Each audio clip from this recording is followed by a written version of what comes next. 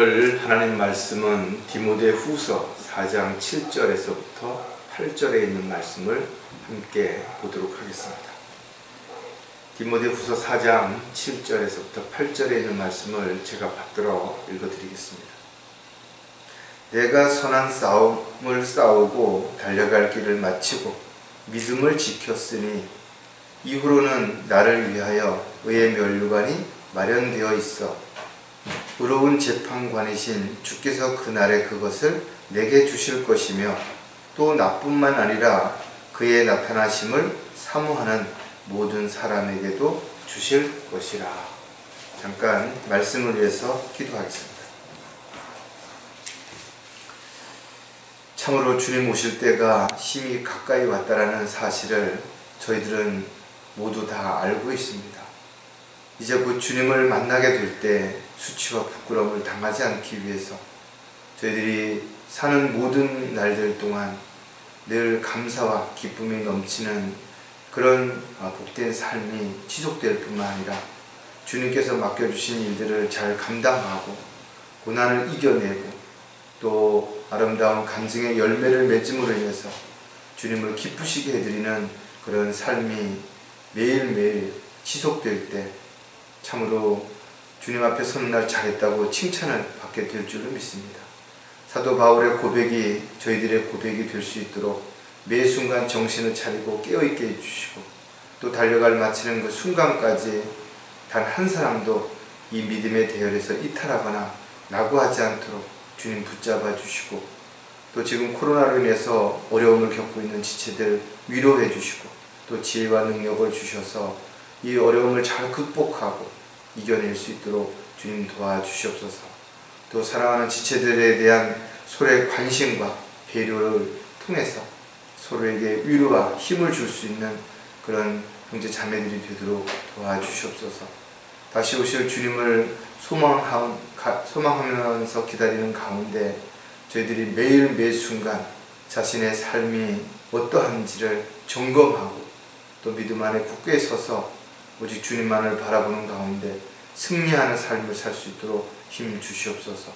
오늘 또 선포하는 이 말씀 위에 주님 기름 부어주시고 입술을 주관해 주셔서 각 가정에서 또 경배를 드리는 지체들 한 주간을 살아가는 데 있어서 영의 양식이 될 수 있도록 주님 함께해 주시옵소서.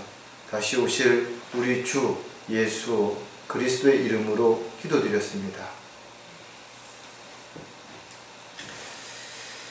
바다에 수많은 배들이 항해를 하는데 그들이 정해진 항구를 어떻게 찾아가는가? 항구마다 등대가 있죠. 그래서 배들은 그 등대를 보고 항구를 정확하게 찾아갑니다. 즉 그들의 항해의 바로 등대가 목표가 되는 것이에요. 사람이 음식을 만드는 것도 또 옷을 사고 누구를 만나고 공부를 하고 또 돈을 벌고 건강을 지키는 것도 모두 다 분명한 목적이 있어서 그렇게 할 것입니다. 하지만 이러한 목적을 이루기 위해서 가장 먼저 해야 하는 일은 바로 목표를 세우는 것입니다. 내가 어떤 식당에 갈지 먼저 목표를 세우고 가서 음식을 먹고 또 누구를 만날지 목표를 세우고 또 그 목표를 실행에 옮겨서 목적을 이루는 것입니다. 목표라고 하는 것은 어떤 목적을 이루려고 할 때 하나의 표적이라든지 방향을 의미하기도 하지만 또 어떤 지점까지 도달하고자 하는 하나의 수치 또는 어떤 장소를 의미하기도 합니다. 뿐만 아니라 자신이 닮고 싶은 어떤 특정한 대상이 되기도 하는 것이에요. 하지만 모든 사람들이 자신의 삶에 뚜렷한 목표를 가지고 사는 것은 아니라는 것입니다. 대부분 많은 사람들이 자신이 무엇을 해야 할지 또 어떻게 해야 할지 잘 모른 채 되는 대로 그렇게 살아가는 사람들도 얼마든지 있을 수 있어요. 또 자신이 처한 환경과 여건들이 어렵다면 또 현실적으로 여러 가지 문제들이 있다면 목표를 잃어버리게 되거나 목적을 이루지 못하는 미리 포기하고 주저앉는 그런 일이 얼마든지 일어날 수도 있을 것입니다.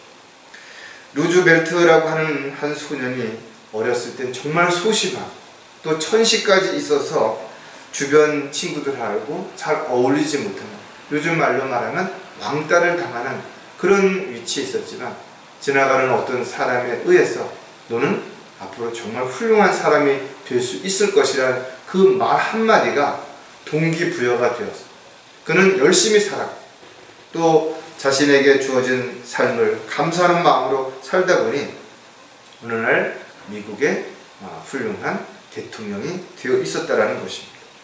이처럼 성공한 사람들의 자서전을 읽어보면 그들이 위대한 사람이 될 수 있었던 것, 또 출중한 어떤 인재라고 인정을 받을 수 있었던 것, 성공했다라고 사람들에게 추앙을 받을 수 있었던 이유가 특별히 재능이 있어서 또 능력이 있어서만은 아니었었다라는 것이다.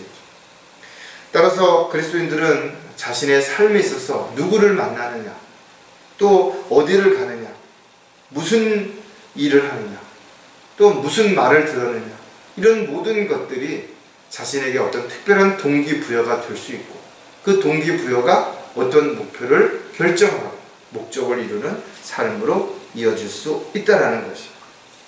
따라서 자신이 어떤 목표를 정한 사람이라면 그 목표를 향해서 목적을 이루기 위한 여러 가지 노력과 또 준비를 하게 될 것입니다. 따라서 목적을 이루기 위해서는 목표는 하나의 기준이 될 뿐만 아니라 또 시발점이 되는 것이고 열쇠가 될 수 있다는 것입니다. 오늘 설교 제목은 확실한 목표를 가지고 살고 있는가? 확실한 목표를 가진 사람들은 이런 특징들이 있죠. 아무리 힘들고 어려워도 낙담하거나 좌절하지 않는다라는 것, 포기하지 않는 것입니다. 왜? 그 목표를 바라보고 있기 때문에 그런 것입니다. 자신이 나아갈 목표를 세우는 순간 내가 해야 할 일이 무엇인지 또 하지 말아야 할 일이 무엇인지를 분명하게 알게 될 것이고, 또 그 목표를 향해 달려가는 그 모든 순간순간에 우선순위를 정하기 때문에 결코 좌절하지 않을 수 있다는 것이죠. 따라서 확실한 목표가 있는 사람은 소망 가운데 사는 사람이 되겠지만, 목표가 없이 사는 사람들은 소망이 없이 사는 사람들과 같다라는 거죠. 세상에 가장 불행한 사람은 아무런 소망, 아무런 목표도 없이 사는 사람들이라고밖에 볼 수가 없을 것입니다. 하나님께서 저와 여러분을 창조하실 때도 성경은 분명 목적을 가지고 그렇게 창조하셨다라고 기록하고 있는 것이, 이 마지막 시대에 저와 여러분을 부르신 목적은 무엇인가요? 바로 모든 사람들이 구원받고 진리의 지식에 이르기를 원하시는 하나님께서 우리에게 그 일을 위임하시고 또 우리에게 그 일을 할 수 있도록 필요한 지혜와 능력을 허락해 주시기 때문에 우리는 일꾼으로서, 종으로서 마땅히 주님의 명령에 따라 순종하는, 주님을 기쁘시게 해드리는 삶이 매일 지속이 되어야 될 것입니다.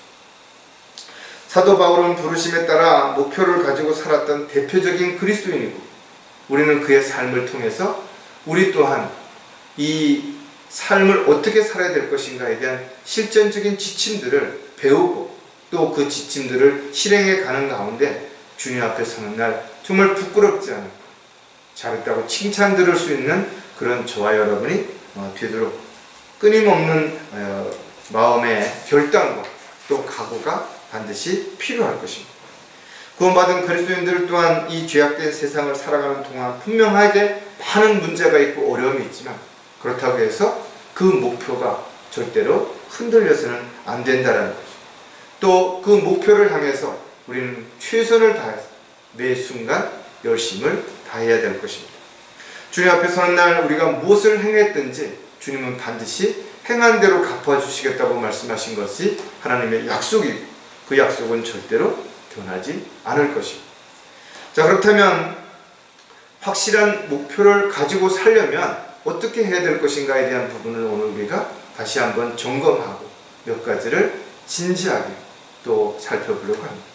첫 번째, 확실한 목표를 가지고 살려면 서두르지 말고 한 걸음씩 나아가라는 것입니다. 어떤 사람들은 이렇게 말합니다. 내가 세상의 세계 곳곳을 안 가본 곳이 없다. 하지만 우리가 한 번쯤 생각해 보자는 것이죠. 지구의 둘레가 약 4192km, 상당히 먼 거리입니다. 지구를 한 바퀴 돈다라는 것만으로도 이렇게 많은 거리가 되는 거예요.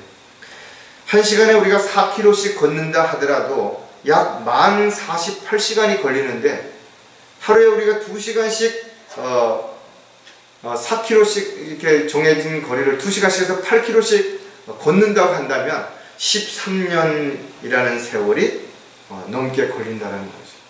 즉 다시 말해서 전 세계에 있는 큰 도시를 방문하는 것만으로도 수십 년, 수백 년이 걸릴 수도 있겠죠. 그러나 여행을 다니는 사람들, 천리길도 한 걸음부터라도 자기가 원하는 곳에, 가보고 싶은 곳에 한 번, 두 번 가다 보니까 참으로 많은 곳을 다녔고, 이렇게 자랑 아닌 자랑을 하면서 살아가는 사람들도 있을 것입니다.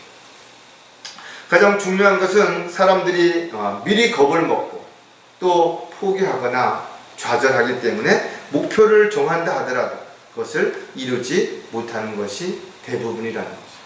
목표라고 하는 것은 하루아침에 이룰 수 있는 것이 아니라는 것입니다. 그 목표를 이루기 위해서는 그 목표를 향한 동기와 또 과정들이 반드시 필요하겠죠. 여기에 또 많은 시간들이 반드시 주어져야 될 것입니다. 따라서 성공하기 위해서, 출세하기 위해서, 세상에서 인정받기 위해서는 개인의 열정도 중요하죠. 그러나 이런 모든 것들을 끈기 있게 지속적으로 하는 것들이 훨씬 더 중요하다는 겁니다. 아무리 재능을 타고났다 하더라도 좋은 스승을 만나지 못한다면 성공하기 어렵겠죠. 또 좋은 스승을 만났다 하더라도 자신이 그것을 잘 참아내고 견뎌낼 수 있는 인내심이 없다면 중간에 포기할 수도 있을 것입니다. 따라서 목표를 이루려면 우리는 작은 부분부터, 지금 내가 할 수 있는 부분부터 한 가지씩, 마치 한 걸음씩 나아가는 그런 자세로 우리가 매일 앞으로 나아가야 될 것입니다. 많은 사람들이 목표를 정하지만 실질적으로 그 목표에 도달하는 사람들은 많지 않다.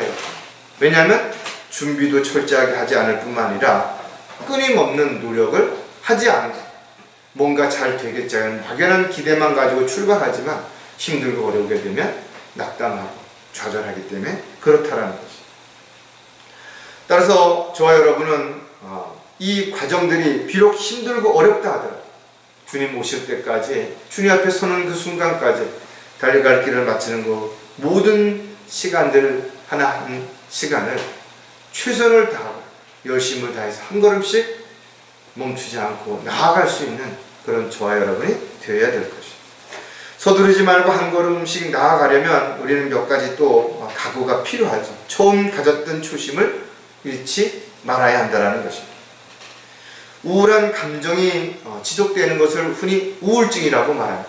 또 반대로 갑자기 기분이 좋아져서 주체할 수 없는 상황으로 이어지는 걸 조증이라고 해요. 그런데 더 위험한 것은 이런 우울증과 조증이 합쳐져서 조울증이 되었을 때는 감정 기복이 너무 심하기 때문에 어떤 일도 하기가 어려워진다는 것이죠. 우리가 어떤 일들을 이루어갈 때 조급하게 또 성급하게 무엇인가를 생각하게 된다면 서두르게 되는 것이고, 서두르게 되다 보면 그 욕심이 앞서서 결국은 감당할 수 없는 상황에 부딪힐 수도 있다는 것이죠. 따라서 목표를 이루기 위해서는 절대 서둘러서는 안 된다는 것이죠. 아무리 급해도 맨발로 가시밭에 뛰어드는 그런 무모한 행동을 해서는 안 되는 거죠. 왜냐하면 가시에 찔린 그 통증으로 인해서 얼마 가지 못해서 포기할 수밖에 없기 때문에 그렇다는 겁니다. 다윗은 이렇게 고백하고 있죠. 행악자로 인하여 초조해하지 말며 죄악을 행하는 자들을 부러워하지 마. 옆에 동료들, 친구들, 같은 직장 사람들이 성공했다고 또 앞서간다고 해서 조급해하지 마라 이거죠. 우리는 우리가 해야 할 일들을 꾸준히 하고 있다면 주님께서 바른 길을 인도해 주시고 돌봐주시고 보호해 주실 것이 분명하기 때문에 그런 것이죠. 가장 지혜로웠던 솔로몬 역시 압제자를 부러워하지 말며 그의 길에서 아무것도 취하지 말라고 우리에게 권면하고 있다.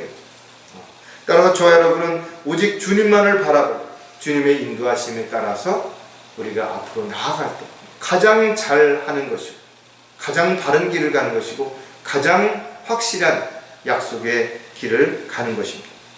잠언 23장 17절에 보면 내 마음으로 죄인들을 부러워하지 말고 온종일 주의 두려움 가운데 있으라. 세상에 성공했다고 하는 사람들, 출세했다고 하는 사람들, 뭔가 돈이 많다고 높은 권력을 했다고 자랑하는 사람들 부러워하지 말라는 것이죠. 이런 모든 것들은 한순간에 사라질 수도 있다는 것입니다. 오히려 이런 좋은 것들이 오히려 자신을 피폐하게 만들고 죄를 짓게 만드는 결과를 가져올 수도 있기 때문에 그런 것입니다. 그리스도인들은 영적인 분별력을 잃어버리게 된다면 세상 사람들하고 다를 게 없어요.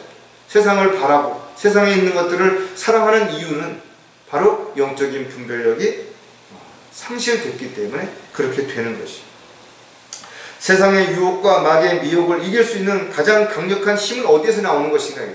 바로 영적인 분별력을 가지고 정확하게 분별하고 우리의 목표가 절대로 흔들리지 않는 그런 상황이 지속될 때 그것이 가능할 수 있다는 것이죠.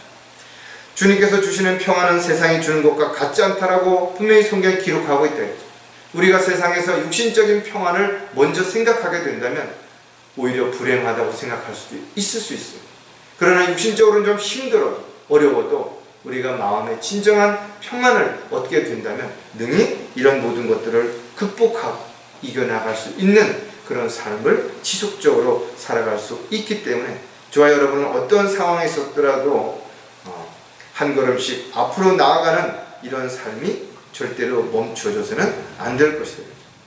자, 서두르지 말고 한 걸음씩 나아가려면 모든 일을 성실하게 임해야 한다라는 것이다. 저와 여러분은 어떤 일을 하든지 간에 잘하는 것 중요하죠. 많이 하는 것도 중요한 것입니다. 그러나 더 중요한 것은 성실하게 부끄럽지 않은 최선을 다하는 삶이 가장 그리스도인으로서 합당하다라는 것입니다. 성실하다는 말은 정성을 다해서 열매를 맺는다라는 의미를 가지고 있어요.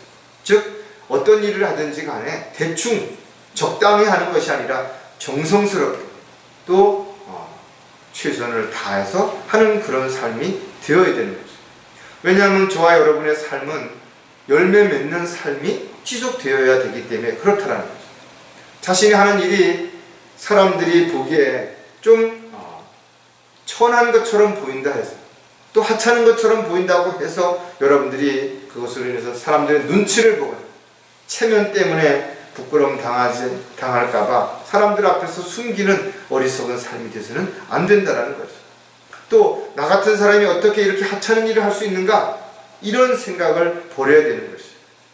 왜냐하면 저와 여러분이 하는 일이 아버지 하나님 앞에 부끄럽지 않다면 죄를 짓는 일이 아니라면 하나님은 허락하신 것을 최선을 다해서 감사하는 마음으로 기쁨으로 일할 때 주님은 필요하다면 다른 곳을 얼마든지 옮겨주시고 더 큰 일을 맡겨주실 수 있기 때문에 그렇다는 거죠.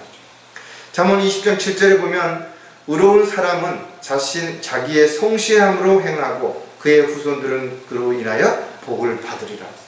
부모가 열심히 하나님 뜻 가운데 살아간다면 그 자식들도 그 부모의 은혜로 인해서 많은 도움을 받을 수 있고 또 본을 받은 삶을 살아간다면 훨씬 더 많은 하나님의 은혜와 사랑 가운데서 살아갈 수 있기 때문에 그렇다는 거죠. 따라서 그리스도인들이 갖춰야 할 여러 가지 덕목들이 있지만 그 덕목 가운데 하나가 바로 성실함이라는 사실을도 우리는 반드시 기억해야 될 것입니다. 성실한 사람들에게 있어서 가장 적이 되는 것은 바로 자만심입니다. 또 이기심입니다.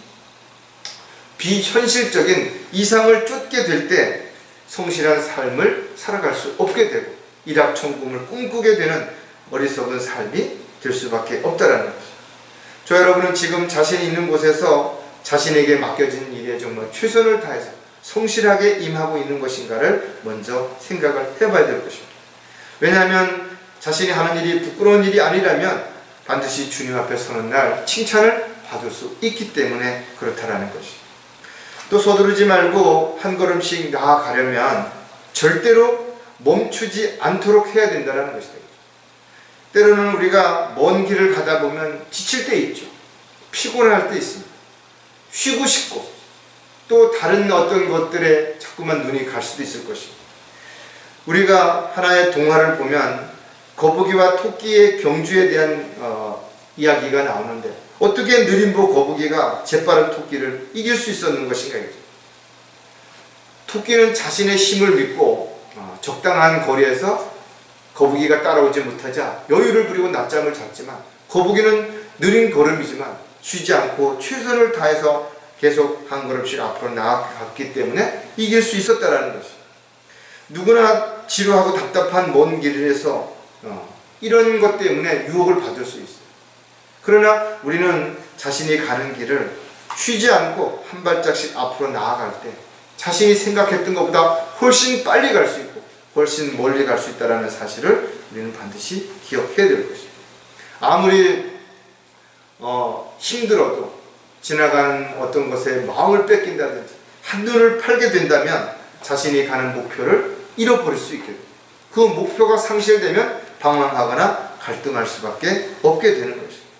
따라서 우리는 목표를 정했으면 그 목표에 도달할 때까지 아무리 힘들어도 절대로 멈추어서는 안 될 것입니다. 사도행전 20장 24절에도 보면 그러나 나의 달려갈 길을 기쁨으로 끝마치고 내가 주 예수로부터 받은 사역 곧 하나님의 은혜의 복음을 증거하기 위해서라면 이런 일을 전혀 개의치 아니할 뿐 아니라 나의 생명을 조금도 아끼지 아니하리라. 사도 바울의 이 고백을 우리가 한번 들어볼 때 가슴 뭉클하다. 우리가 사도 바울의 삶을 너무나 성경을 통해서 잘 알고 있는데 그런 힘들고 어려운 삶을 살아가면서도 그는 그 목표를 향해서 절대로 멈추려고 하지 않았다는 것입니다. 그렇기 때문에 달려갈 길을 마치는 순간 의의 멸관을 받을 수 있는 그런 사도 바울이 될 수 있었던 것입니다. 저와 여러분의 삶이 결코 평탄하지 않다 이거죠. 때로는 너무나 힘들고 어렵고 또 정말 지치고 피곤할 때가 있을 수 있지만 그러나 우리가 목표를 가지고 있다면 우리는 주님을 바라고 주님 앞에 기도하는 가운데 반드시 승리할 수 있고 앞으로 나아갈 수 있을 것입니다. 빌립보서 3장에도 보면 형제들아 나는 내가 붙잡은 것으로 여기지 아니하노라. 다만 한 가지 일 즉 뒤에 있는 것은 잊어버리고 앞에 있는 것들에 손을 뻗쳐 그리스도 예수 안에서 하나님의 고귀한 부르심의 상을 위하여 그 표적을 향해 쫓아갈 뿐이라. 저와 여러분이 사도 바울처럼 목표를 향해서 끝까지 달려갈 수 있기 위해 우리는 서로 권면하고 사랑하고 배려하고 섬기는 가운데 위로와 힘을 받을 수 있고 줄 수 있어야 될 것입니다. 어떠한 이유로든지 간에 믿음에 대해서 이탈하거나 실축하게 된다면 주님 앞에서 날 수치와 부끄러움을 당할 수밖에 없다는 사실을 반드시 기억하고 우리가 처음 십자가에서 주님을 만났을 때 가졌던 그 초심을 잃지 않을 뿐만 아니라 자신에게 주어지는 어떤 일이라도 그것이 비록 작은 일이라도 성실하게 임할 뿐만 아니라 끝까지 멈추지 않고 앞으로 나아갈 수 있는 저와 여러분이 될 때 우리는 그 목표에 반드시 도달하게 될 것입니다. 두 번째, 확실한 목표를 가지고 살려면 주님을 위해 헌신적인 삶을 살아가라는 것입니다. 사람들이 목표를 정한다고 해서 그 목표에 누구나 도달하는 것은 분명 아니라는 것입니다. 또 어떤 사람들은 잘못된 목표를 정하기도 하고 그 목표를 이루기 위해서 다른 사람에게 상처를 주고 어려움을 주고 고통을 주는 사람들도 얼마든지 있죠. 또 자신이 열심히 달리다가도 중도에 어떠한 이유나 핑계로 포기하거나 이탈하는 사람들도 얼마든지 있을 수 있다는 것입니다. 우리가 어떤 목표를 정했다면 그 목표에 도달할 때까지 우리는 어떤 경우에도 우리가 낙담하거나 좌절하지 않고 한 발짝씩 앞으로 나가기 위해서는 무엇보다도 내가 가진 목표가 어떤 목표인 것인가, 이 세상에서의 어떤 꿈을 이루기 위한 목표인가, 아니면 주님 안에서 주님이 원하시고 기뻐하시는 목표를 이루기 위한 것인가를 분명하게 우리가 생각을 해야 될 것입니다. 저와 여러분이 이 세상에서 자기 마음대로 살면서 주님을 기쁘시게 해드릴 수 있는 삶을 살 수 있는 사람이 과연 있는 것인가.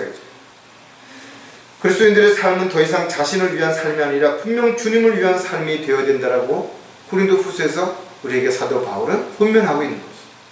왜냐하면 우리의 목표는 주님 앞에 서는 날 수치와 부끄러움을 당하지 아니하고 잘했다고 칭찬받기 위해서 우리는 매일 매순간 영적인 삶을 살고자 한다는 것이 우리의 목표라는 것이 됩니다. 따라서 자신의 삶을 돌아볼 때 정말 나는 주님 앞에 온전히 주님이 기뻐하시는 일들을 위해서 헌신된 그런 마음을 가지고 살고 있는지, 또 그런 마음을 가지고 살려고 애쓰고 있는지를 반드시 점검해 봐야 될 것입니다. 일에는 귀천이 없다고 할지라도 일을 하는 사람들의 태도는 분명히 귀천이 있을 수 있다는 것입니다. 따라서 그리스도인들은 얼마나 크고 중요한 일인가를 따지기 전에 하나님께서 자신에게 맡겨주신 일이라면 그 일이 어떠한 일이든 최선을 다하고 열심을 다할 수 있어야 될 것입니다. 왜냐하면 자신에게 직분을 맡긴 하나님 앞에 그 일을 불평하고 그거에 대해서 하찮다고 탓하는 사람이라면 오히려 하나님을 멸시하는 결과를 가져오기 때문에 그런 것입니다. 따라서 저와 여러분이 주님을 위해서 또 주님께서 맡겨주신 사역을 위해서라면 아무리 작은 일이라도 헌신적으로 해야 하는 가장 큰 이유는 우리는 하나님의 사랑을 받은 사람으로 영원한 생명과 산 소망을 가지고 주님 다시 오심을 간절히 기다리고 있기 때문이라는 것입니다. 자, 그렇다면 주님을 위해 헌신적인 삶을 살아가려면 또 어떻게 해야 되는 것인가에 대한 부분을 몇 가지 생각해 보면 늘 우리가 이야기하는 것처럼 십자가를 지고 자신을 부인해야 된다는 것입니다. 이것은 말은 쉬운 것 같지만 우리가 한 번쯤 진작에 생각해 보면 십자가를 지는 삶은 결코 어렵고 힘들다라는 것을 누구나 쉽게 금방 삶 속에서 경험하게 될 것입니다. 우리가 지고 가는 짐이 무거운 이유는 우리가 사랑하는 사람들이 그 짐을 질 수 있는 힘이 없기 때문에, 또 가족들이 그러기 때문에 우리가 대신 지는 짐이기 때문에 무거울 수도 있다는 것입니다. 어떻게 보면 그것이 우리가 감당해야 할 십자가이고 우리가 져야 할 몫인지도 모르겠죠. 또 자신을 부인하는 것 역시 누구나 할 수 있는 부분은 아니라는 것입니다. 왜냐하면 자신을 부인하지 않고는 주님을 따를 수 없기 때문에 그런 것입니다.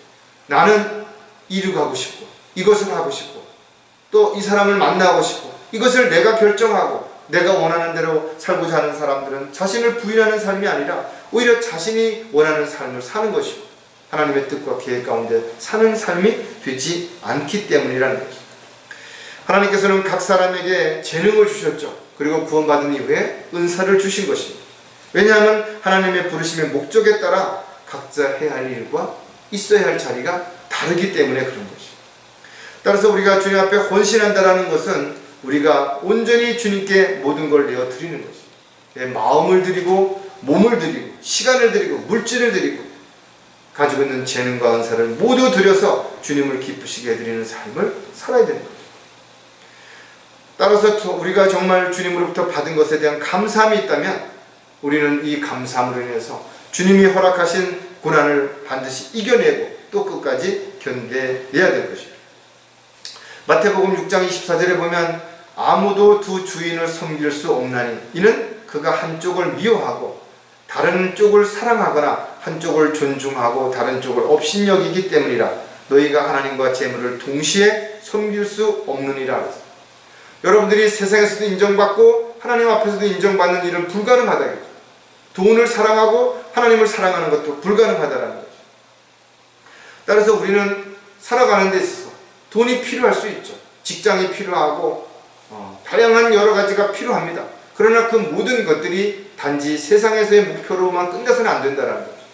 주님이 기뻐하시는 삶을 주님의 종으로 살아가기 위해서 이런 것들은 반드시 필요한 것이고 그것이 주님 앞에서 우리가 구하게 된다면 주님은 또한 반드시 허락해 주실 것이 분명하기 때문에 그렇다는 것입니다. 따라서 자신이 원하는 일이 아니라 주님께서 원하시는 일이 무엇인지를 우리는 반드시 먼저 알아야 될 것이고 또 알았다면 그것이 우선순위가 반드시 되어야 될 것입니다.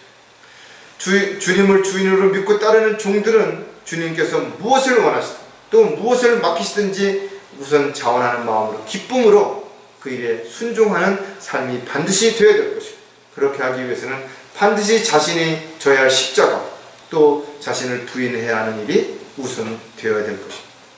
주님을 위해 헌신적인 삶을 살아가려면 항상 진지하고 신중하게 처신해야 한다는 것입니다. 한순간의 잘못이 말 한마디가 자신이 쌓아놓는 모든 신뢰를 한순간에 무너뜨릴 수 있다는 것이죠. 특히 하나님의 일을 할 때나 영적인 전쟁을 할 때는 더욱 진지하고 신중해야죠. 왜냐하면 이것은 목숨을 잃는 것보다 더 큰 손실, 더 큰 어려움을 초래할 수 있기 때문에 그렇다는 것이죠. 따라서 그리스도인들은 모든 일에 있어서 육신적인 감정이나 기분, 어떤 느낌, 이런 것들이 자신의 행동을 유발시키는 그런 일이 일어나지 않도록 해야 된다는 것입니다. 왜냐하면 자신이 한 말과 행동에 있어서 책임을 지지 못할 때 오히려 그것으로 인해서 다른 많은 사람들이 상처를 받고 어려움을 겪을 수 있기 때문에 그런 것입니다. 저와 여러분이 지금 하는 일이 어떤 일이든 간에 정말 진지하게 그 일에 임하고 있는가, 또 자신이 하고자 하는 일을 신중하게 판단하고 결정하기 위해서 늘 주님 앞에 먼저 무릎을 꿇는 것인가 한번 좀 진지하게 생각해 본다면 절대 낙담하거나 좌절하지 않을 수 있을 것입니다. 또 불필요한 손실을 줄이고 또 불필요한 시간을 허비하지 않을 수도 있다는 것입니다. 디도서 2장 7절과 8절에도 보면 매사에 내 스스로가 선한 일에 본을 보이고 교리에 있어서는 부패치 않음과 신중함과 진실함을 보이며 건전한 말을 하여 정죄받지 않도록 하라. 이는 대적하는 자로 부끄러움을 당하여 너희를 악하다고 말하지 못하게 하려 함이라. 저와 여러분을 시세하고 또 공격하고 비난하는 사람들이 얼마든지 있을 수 있다 이거죠. 그러나 우리가 하나님의 뜻과 계획 가운데서 정말 진지하고 신중하게 처신한다면 비록 신실하게 살고자 할 때 박해를 받을지언정 불필요한 일로 인해서 우리가 어려움을 겪거나 손해를 보지는 않을 수 있을 것입니다. 특히 감독이나 집사를 선임할 때 빼놓지 않고 보아야 할 부분이 바로 신중하게 처신하고 있느냐라는 거죠. 어떤 일을 할 때 서두른다든지 조급해한다든지 또 자신의 기분이나 감정에 따라 그렇게 하는 것이 아니라 정말 진지하게 말씀을 통해서 살펴보고 영적인 분별을 가지고 확인해 본 다음에 결정하고 실행하는지가 반드시 중요하다는 것입니다. 아무리 일을 열심히 잘한다 하더라도 신중하지 못한다면 한순간에 이 모든 것들이 낭패가 될 수 있기 때문에 그런 것입니다. 하나님의 일에는 언제나 마귀의 공격이 있기 때문에 더욱 신중해야 된다. 작은 틈만 있어도 마귀는 그 틈새를 비집고 들어와서 분열을 일으키고 이간질을 시키고 낙담하게 좌절하게 만들기 때문에 그렇다라는 거죠.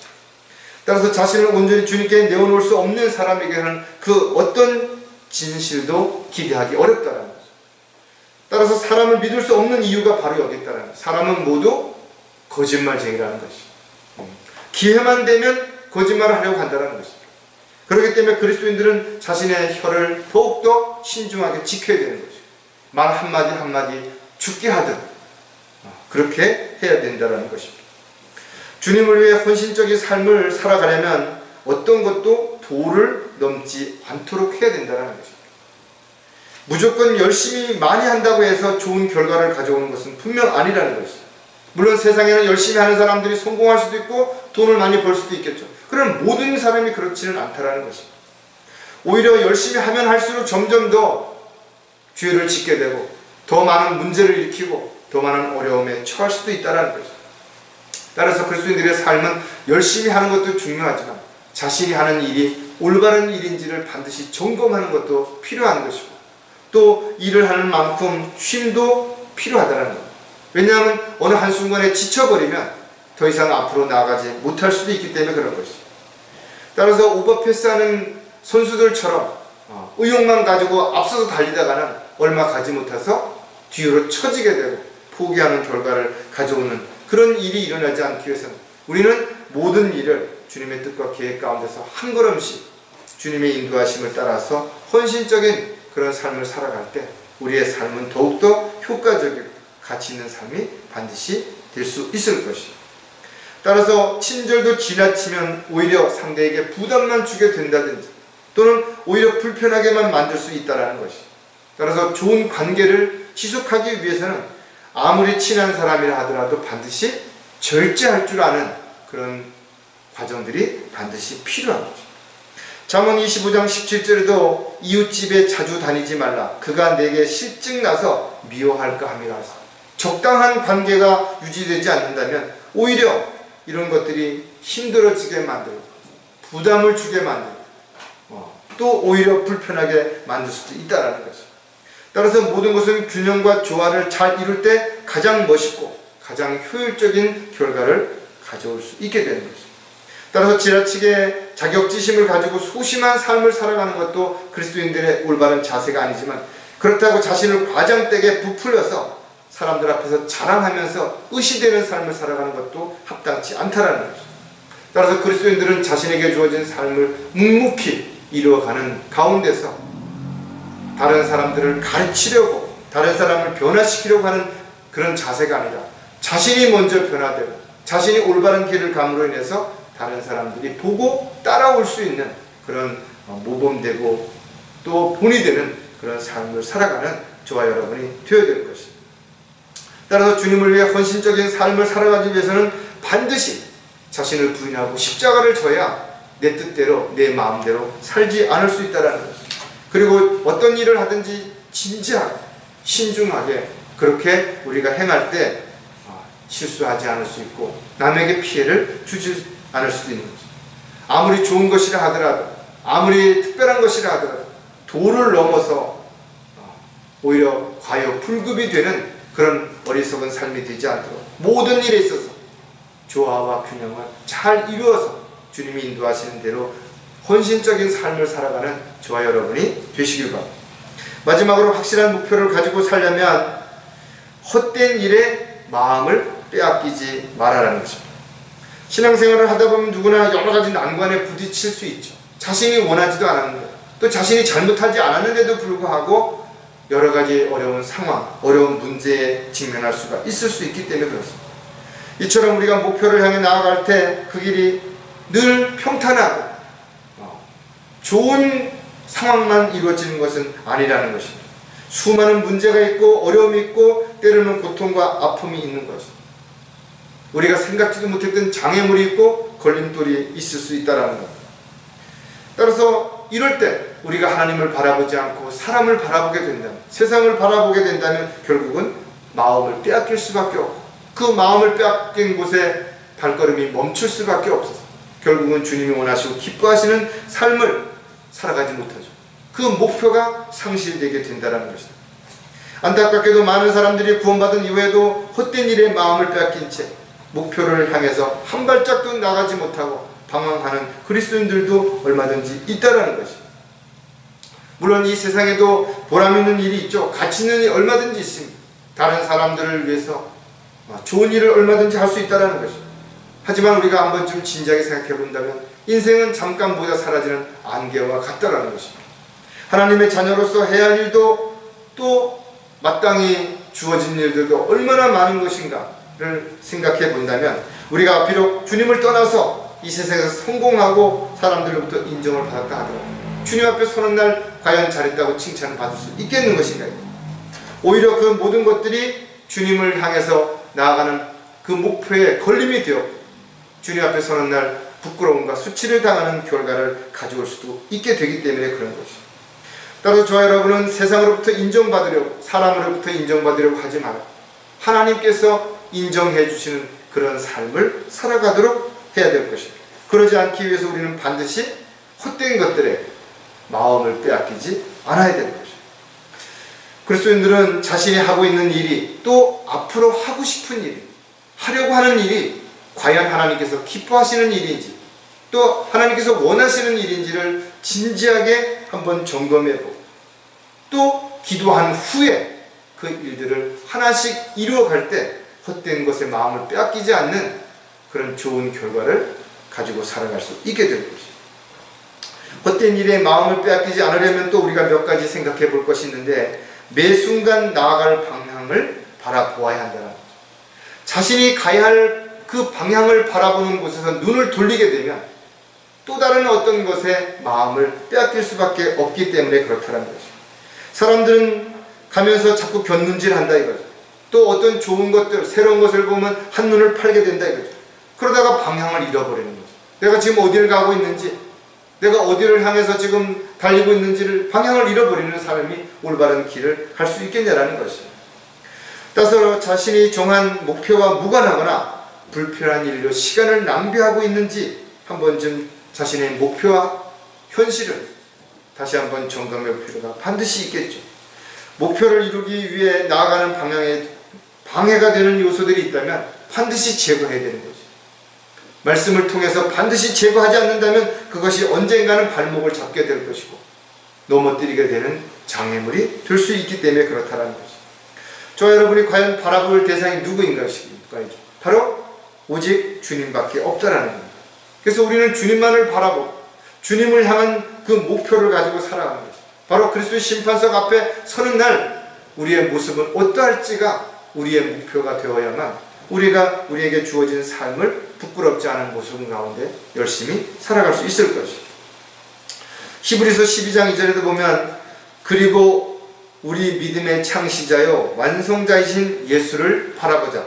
그는 자기 앞에 놓인 즐거움을 위하여 십자가를 견디시고 수치를 개의치 아니하시더니 하나님의 보좌 오른편에 앉으셨느니라.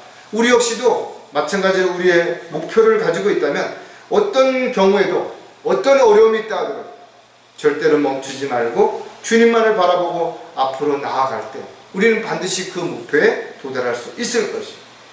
어떤 이유로든 세상을 바라보게 된다면 또 세상에 있는 사람들을 바라보게 된다면 한순간의 목표가 흔들리게 되고 그 목표가 흔들리게 된다면 우리는 방향을 잃고 주저앉게 될 수 있다는 것을 명심해야 될 것입니다.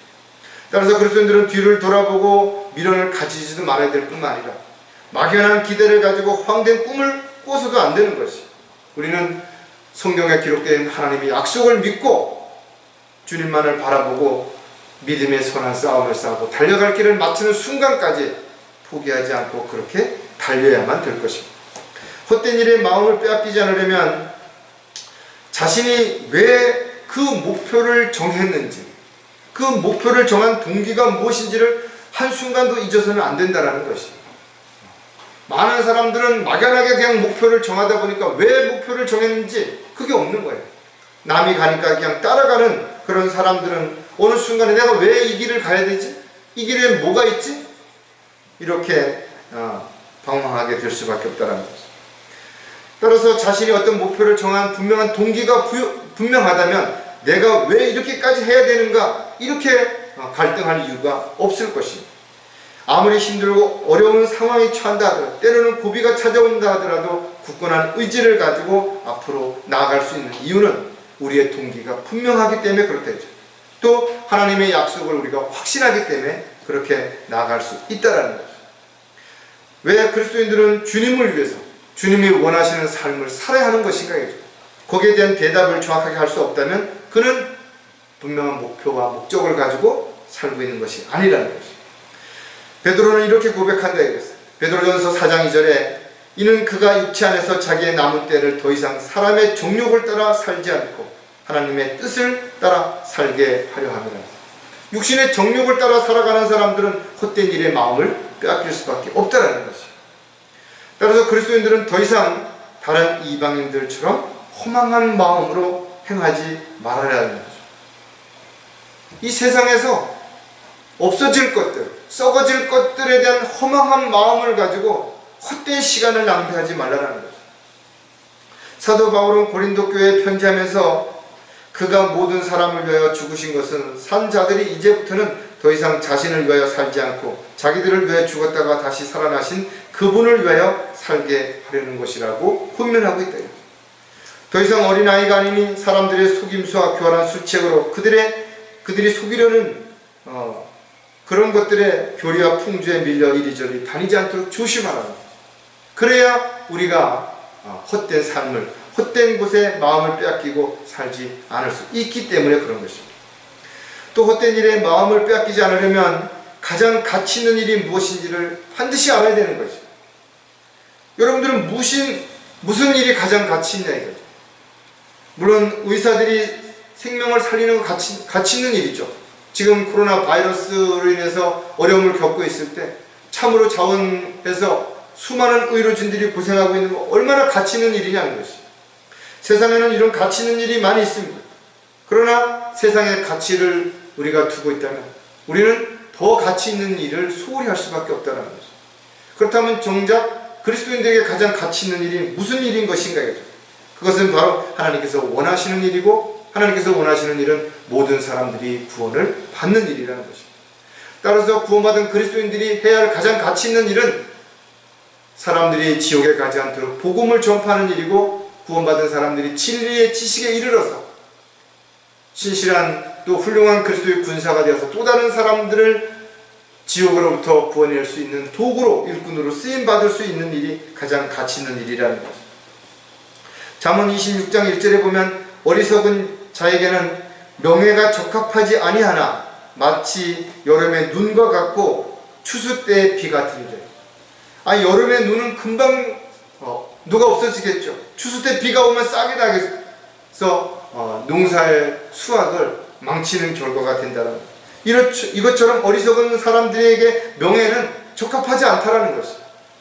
있어서는 안 될 사람이 그 자리에 있거든.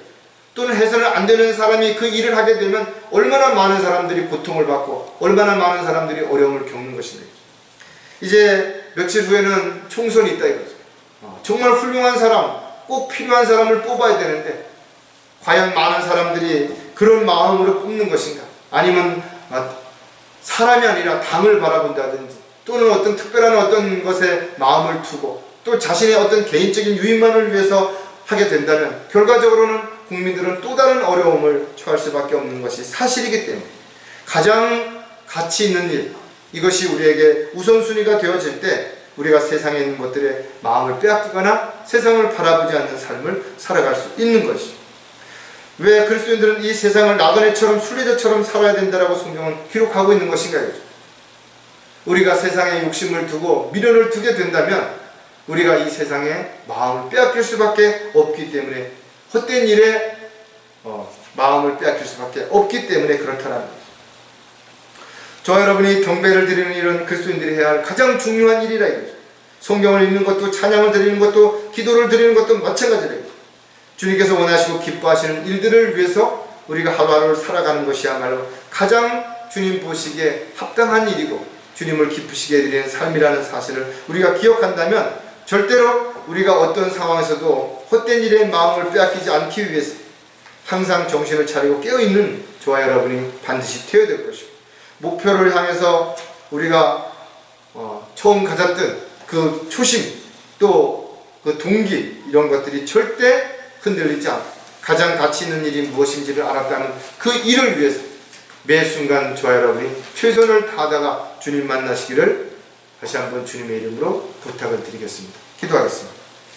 하나님 아버지, 다시 한번 저희들이 자신을 돌아보고 이 세상에서 헛된 곳에 마음을 빼앗기고 살지는 않은지, 또 어리석은 삶이 주님이 원하시고 기뻐하시는 삶을 살아가는데 방해가 되고 있지 않은지는 한번 좀 진지하게 다시 한번 생각해보는 저희들의 삶이 되기를 다시 한번 간절히 구하고 합니다.